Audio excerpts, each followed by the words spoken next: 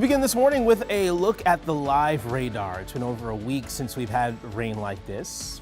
Kind of needed it. And although it's on the way out, it could cause some problems for your morning commute. We're going to check in with CC for a look at the roads in just a minute. Seen some crashes already this morning.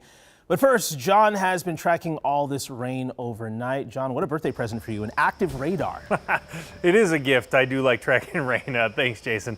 It always causes problems. And I will say, hydroplaning was a problem for me, and it was pouring across the metro a couple of hours ago. Things are a little bit better. Very light rain here in the backyard right now, but we're seeing heavy rain still on the east side of the metro. So let's go ahead and take a look at this.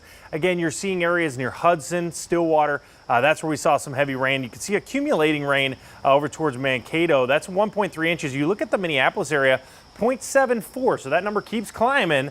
So it looks like we've already seen well over an inch across the west side of town. So that's what you can expect now on the east side of the metro. If you guys are traveling in and out of Menominee today, it is going to be very wet. So 94.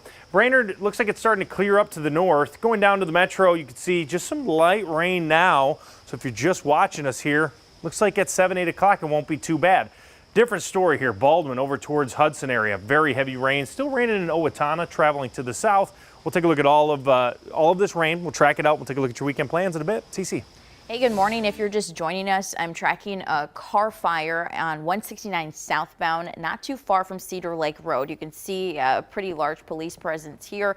Things are blocking the right shoulder and part of the right lane here. So traffic, as you see, is using this left lane to pass. So if you're headed south on 169, add some extra time to your commute. There's some significant slowing here.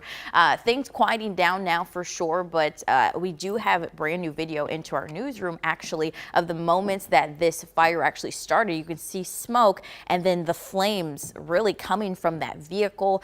Hopefully everyone is okay who is in that vehicle, but you just see the fire continuing to spread there. Things, of course, quieter now, but that is the moment that this happened. Not only that, but all across the metro, roads are really wet right now. So add some extra time if you're in that area, and if you're not, add some extra time so you're not getting into a crash on the roads here. All right, good advice there, CC. Crazy video. Thank you. We're following a breaking situation in Maplewood right now. We just confirmed with police a possible hit and run crash has turned deadly. This is where it happened on Larpenteur Avenue between Barclay Street and Dieter Street about 8 hours ago. So if you live near there, the scene is now cleared, but the BCA is still searching for the suspect's vehicle. Our Michelle Beck is live with new updates for us this morning. Michelle.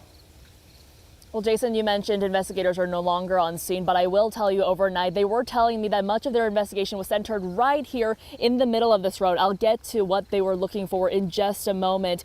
But State Patrol, according to them, in the last 2 hours or so, they tell us that 2 females were out here when a car hit them. We know one of them has died, another is hurt. Take a look at the screen here. That's video from overnight. Now State Patrol tells us police are looking for the suspect's car, and this video is from around midnight, and here authorities are searching a car in the middle of the road. The door on the driver's seat propped open and just one of its emergency lights flashing. And Jason, at this time we also know the BCA, the Bureau of Criminal Apprehension, state authorities there are helping in this investigation, as well as, like you mentioned, State Patrol as well as local authorities here. So a multi-agency effort as this investigation is ongoing. Lots of questions certainly about what led up to the death of this one person as well as the other person being hurt.